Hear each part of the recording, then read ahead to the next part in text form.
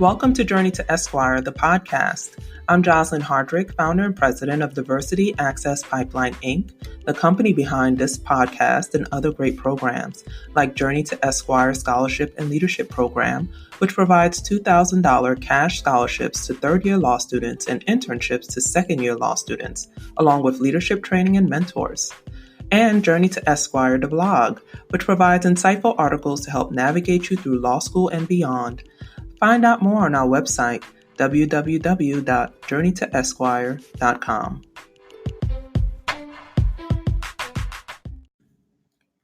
Today, we pass the mic to the Honorable Judge Daryl Manning. In his time with us, he will discuss his military experience and his current experience as a county judge in Hillsborough County. Thank you for listening, and we hope that you enjoy this episode. Hello, my name is Daryl Manning. I'm a county court judge in Hillsborough County, Florida.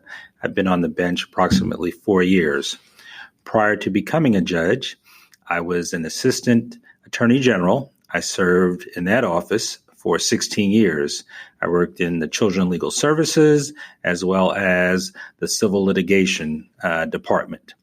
Also prior to that, and while I was working at that office, I was in the United States Army. I served in the United States Army a total of 30 years on active and reserve status. I enlisted when I was 17 years old. I had a scholarship through ROTC. It was the Green to Gold program. I became an officer, served in the military as a commissioned lieutenant. I was in combat with various units for about 4 or 5 different deployments to Afghanistan as well as Iraq. I then branch transferred and became a judge advocate after I went to law school and served another 10 or 12 years in the military, retiring at the rank of lieutenant colonel. I then returned back to the Attorney General's office, where I worked another couple of years before I was appointed as a judge by Governor Rick Scott in Tampa, Florida. My law school application process wasn't that lengthy. I was in the military at the time, realized I wanted to go to law school. I had a commander that allowed me to spend my last 6 months in a military courtroom.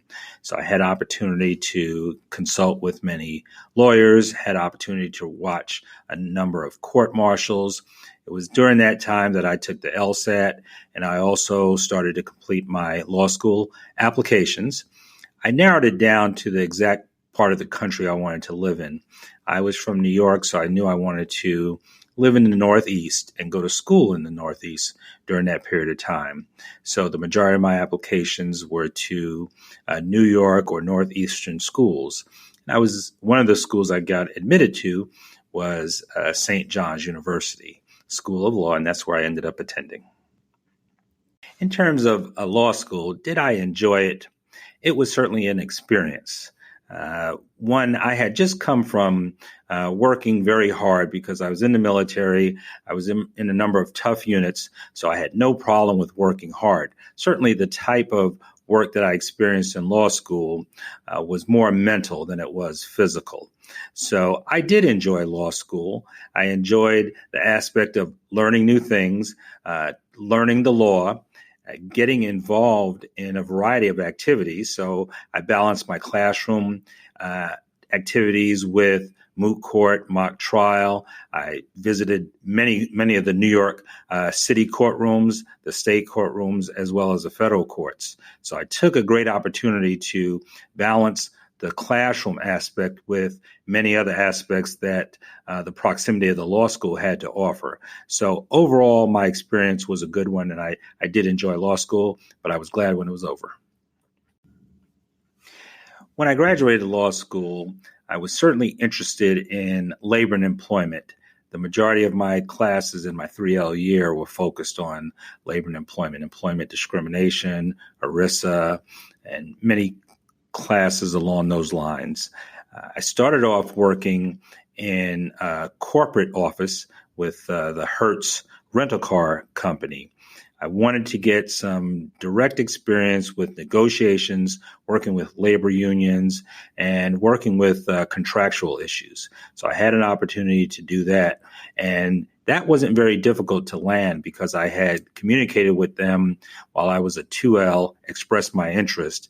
And then upon graduating, they were there and available to bring me on board. So I recommend strongly to anyone listening that you want to start early and often. Do not delay the process of seeking out a position, especially in the area that you're interested in. That would be helpful, but make sure you're broad enough to look at all aspects and all opportunities that may come your way, because you never know what you have a niche for until you start doing it. The area of concentration I had in law school was labor and employment law. Had always had an interest in matters around the office, how it worked, terminations, the hiring process, how do you ensure that there's a fair workplace for everyone. And so I saw that in the military, where I knew that there were certain rules and regulations to ensure fairness. I'm not saying they always worked, but at least those rules were in place, and it was for those of us that were officers to ensure that they were implemented. So I was hoping that there was something similar on the corporate side or the civilian employment side. So that's what got me interested in looking at labor and employment law as it related to the civilian sector.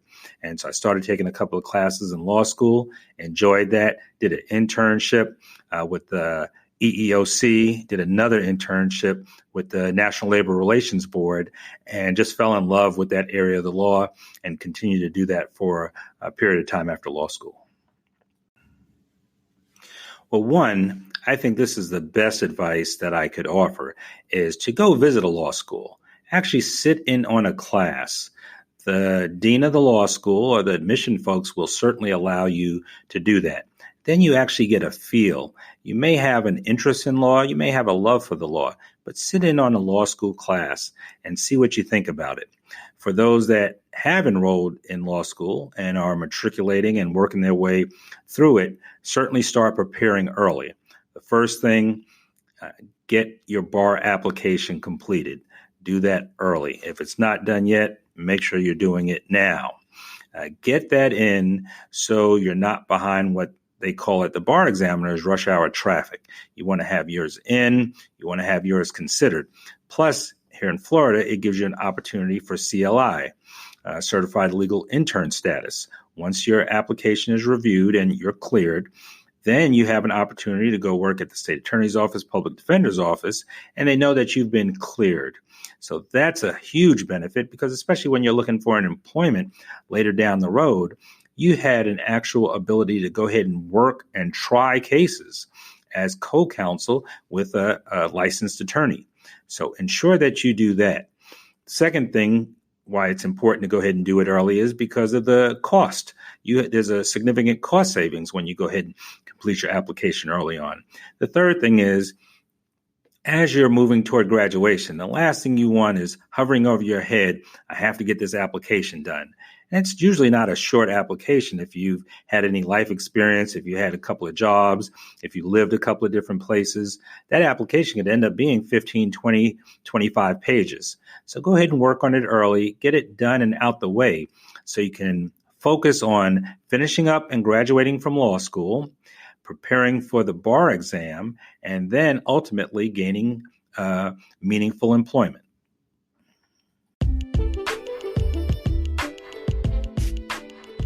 You're listening to Journey to Esquire, the podcast, where we explore the best ways to promote diversity, create access, and feed the legal pipeline with talented students of all backgrounds.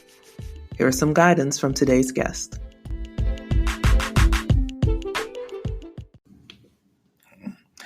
Diversity is important in many areas. I cannot think of a more important place where it would be essential than the judiciary. The judiciary certainly has extensive powers and controls over one's life. Many people are coming to the courthouse looking for a fair shot. They feel aggrieved in a number of different areas outside, and the courts are the area of last resort for many folks. And if you show up to the courthouse and you don't get the feeling that you're going to get a fair shot, and one of those ways that people think they're going to get a fair shot is when they see folks that look similar to them. I'm not saying everyone needs to look similar to them, but it's helpful when you have individuals that are sitting on the bench that come from a diverse area. You have people with various genders, various races, creeds, nationalities. That's always helpful. Certainly the folks that sit on the bench should reflect the population that they're serving. The citizens that are coming through deserve that. They deserve to have the feeling that once they come in, that they're going to get a fair shot, that the judge he or she is going to be able to understand their plight, understand their situation. And so diversity on the bench is essential, just like in other areas and other aspects of life.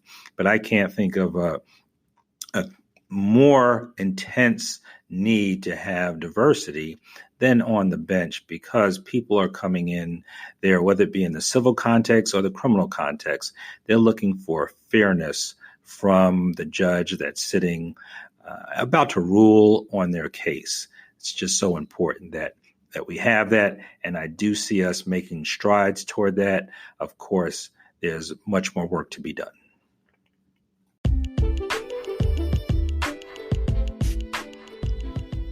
Now it's my pleasure to introduce you to one of the law students in the Journey to Esquire Scholarship and Leadership Program.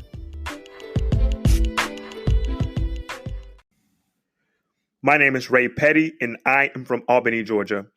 I serve as an intern with Journey to Esquire, and I currently attend WMU Cooley Law School at the Tampa Bay campus as a third-year law student. In addition to that, I currently serve as a paralegal reservist in United States Air Force stationed here at MacDill Air Force Base. I wanted to become a lawyer because it gave me an opportunity to advocate for those who cannot advocate for themselves. This program has allowed me the opportunity to learn more about the diverse aspects of our legal career field.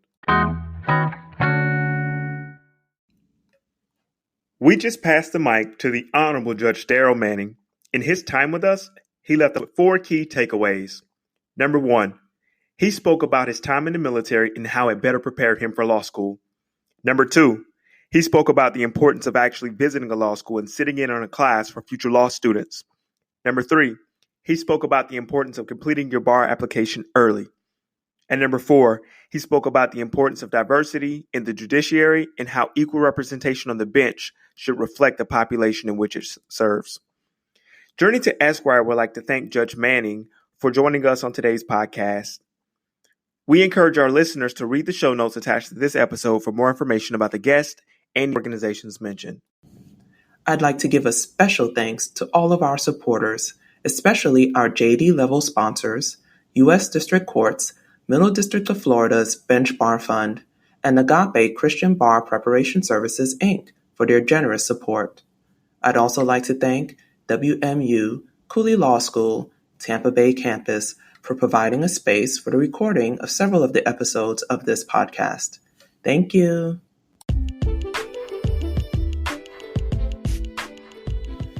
Thanks for tuning in to another great episode of Journey to Esquire, the podcast. Support, share, subscribe.